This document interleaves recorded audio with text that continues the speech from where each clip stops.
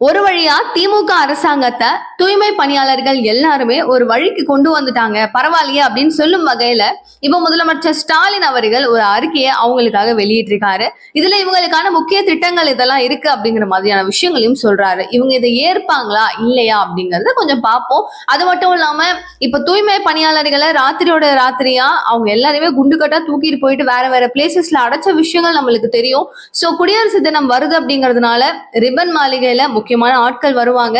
அந்த மாதிரியான ஒரு சூழல்ல அவங்க யாரும் ப்ரொடெஸ்ட் அங்க பண்ண வேண்டாம் அப்படிங்கிறதுனாலையும் அவங்க அங்க ஏன் பண்றாங்க அப்படிங்கிறதுனாலையும் சில அறிக்கைகளையும் வெளியிட்டிருக்காங்க. என்ன நடக்குது, என்ன நடந்திருக்கு அப்படிங்கறத டீட்டெயில் அண்ட் டெப்தா பேசுவோம்.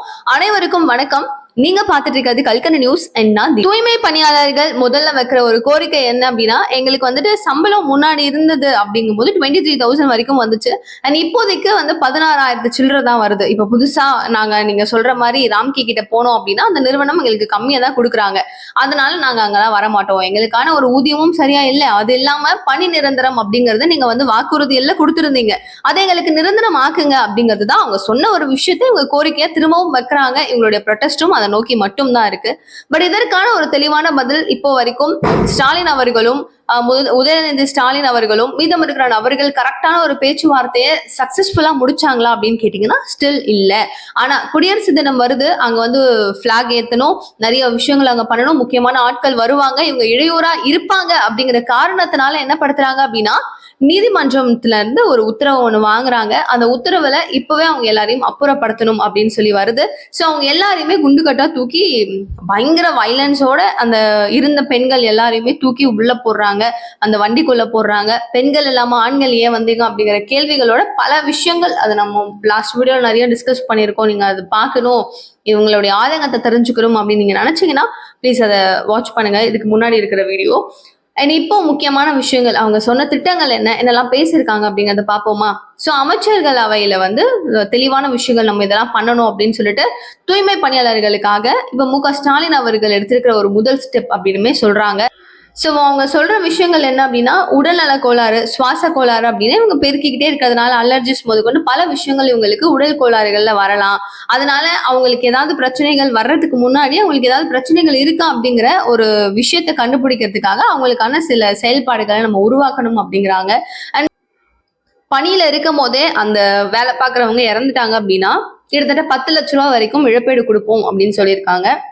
அவங்களுடைய குழந்தைகள் படிக்கிறாங்க இல்லையா, அவங்களுடைய கல்வி செலவு, அவங்களுக்கான என்ன செலவு வேணும் அப்படின்னாலும் அதை நாங்களே பண்ணி கொடுக்குறோம் அப்படின்னு அரசாங்கம் சொல்லியிருக்காங்க. அண்ட் வயதான நபர்கள் யாராவது இருக்கீங்க அப்படின்னா வேலை பார்க்க முடியலன்னு நீங்க ரிட்டையர்ட் ஆகிற ஸ்டேஜ் எனக்கு வேணாம், நீங்க போயிட்டீங்கன்னா உங்களுக்கான மானியங்கள் எங்களோட சைட்ல இருந்து அரேஞ்ச் பண்ணி கொடுக்குறோம். லைக் உங்களுக்கு பிசினஸ் ஏதாவது பண்ணணும்னா நீங்க அதுக்கான மானியம் வாங்கிக்கலாம், நாங்க ரிட்டர்ன் பண்ணிடுவோம் அப்படிங்கிற மாதிரி சொல்லியிருக்காங்களாம். அவங்க எந்த ஊர்ல எங்க வேலை பார்த்தாலும் பரவாயில்ல, அவங்களுக்கான ஒரு வீடு வசதி அப்படிங்கிறது அவங்களுக்காக தனியா அவங்க இருக்கிற இடத்துல கட்டி கொடுக்கப்படும் அப்படின்னு எக்ஸ்ட்ராவா ஒரு விஷயம் சொல்லியிருக்காங்க. அண்ட் தூய்மை பணியாளர்கள் எல்லாருமே சென்னை மண்டலத்துல காலை உணவு அவங்க மார்னிங்கே வந்துருவாங்க. அவங்களும் கஷ்டப்படுறாங்க, சமைச்சிட்டுலாம் வந்திருப்பாங்களா, சாப்பிட்டுட்டுலாம் வந்திருப்பாங்களான்னு கேட்டா தெரியல. நம்மளுக்காக ஹோல் டே ஒர்க் பண்ற அவங்களுக்கு காலை உணவு சென்னை மண்டலத்துல கொடுக்கணும் அப்படிங்கிற மாதிரியும் டிசைட் பண்ணியிருக்காங்களாம். ஸோ இந்த மாதிரி நிறைய விஷயங்களை அவங்களுக்காக நாங்க ஒரு திட்டமா கொடுத்துருக்கோம், நீங்க இதை அக்செப்ட் பண்றீங்களா அப்படிங்கிற மாதிரி கேட்கறாங்க. ஆனா இந்த ஒரு விஷயத்த வாங்கிக்கிட்டு எங்களுக்கு பணி நிரந்தரம் வேண்டாம் அப்படின்னு அவங்க சொல்லிட்டாங்கன்னா யோசிச்சு பாருங்க அங்க இருக்கிற ஒரு பெரிய விஷயம் எப்படி ஆகும் அப்படின்னு.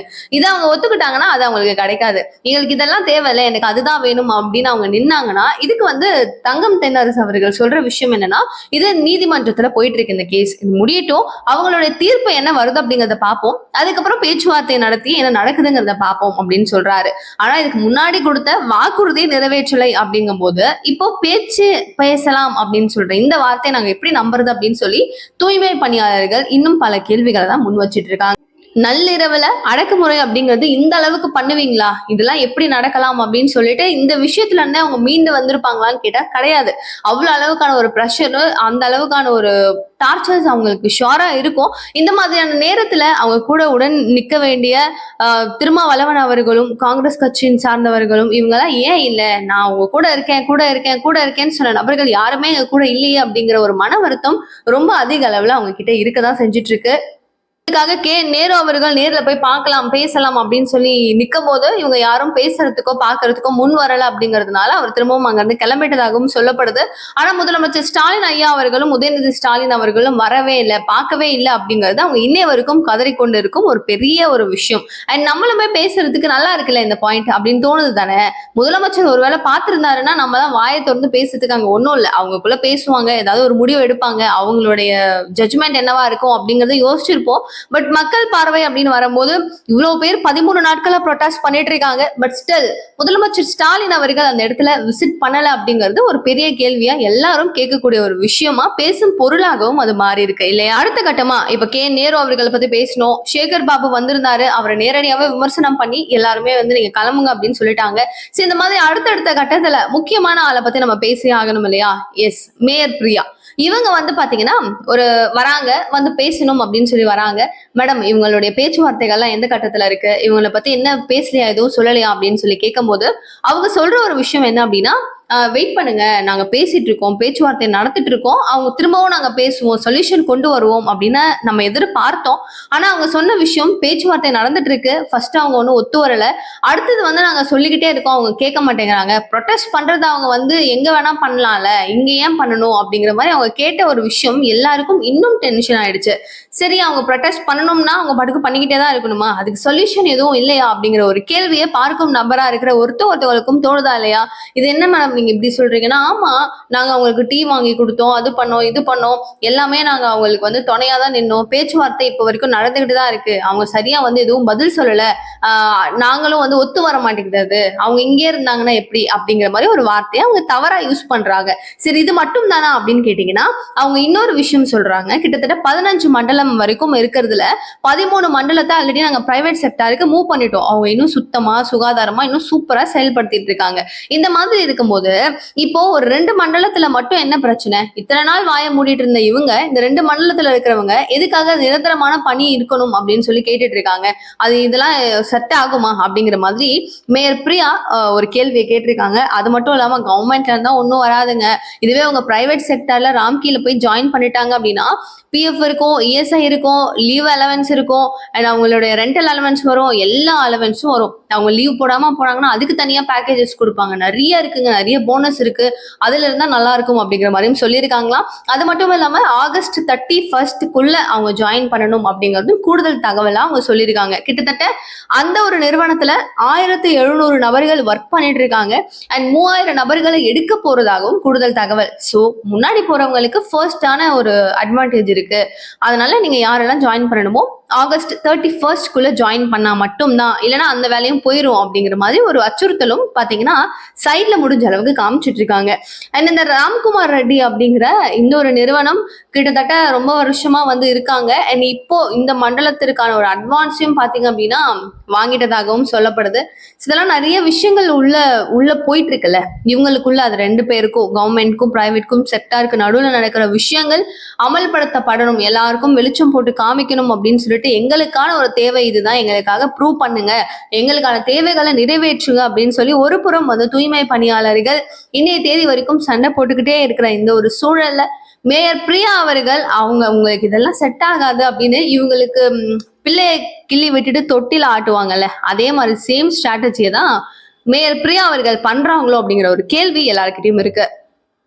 சரி, இந்த விஷயத்தை விடுங்களேன், இவங்க இன்னொரு விஷயம் சொல்றாங்க, இது கேளுங்களேன். நேரடியா சென்னை மாநகராட்சியினுடைய ஒப்பந்த ஊழியர்கள் இவங்க கிடையாது, இவங்க எல்லாருமே மகளிர் சுய உதவி குழுன்னு ஒண்ணு இருக்கும் இல்லையா, இந்த குழுவின் மூலமா தேர்ந்தெடுக்கப்பட்ட நபர்கள். இவங்களுக்கு பேமெண்ட்ஸ் கூட அவங்களுக்கு போய் தான் வருமே தவிர ஸ்ட்ரைட்டாலாம் வராதுங்க, இதெல்லாம் இப்படிதான் நடக்குது இவங்களுக்கு பின்னாடி அப்படின்னு சொல்லிட்டு வேற ஒரு விஷயங்களும் பிரியா அவர்கள் சொல்லியிருக்காங்க. சோ இவங்க நேரடியான ஒரு ஊழியர்கள் அப்படின்னா அவங்க கேட்கிற விஷயங்கள் நம்ம எப்படி செய்வாங்க, இவங்க மகளிர் சங்கம் மூலமா இவங்க கார்பரேஷன்ல எனக்கு வேலை வேணும் அப்படின்னா எப்படிங்க அப்படிங்கிற மாதிரியான கேள்விகளோட ஆகஸ்ட் 31 தான் கடைசி அப்படிங்கிற ஒரு கெடுவையும் கொடுத்திருக்காங்க.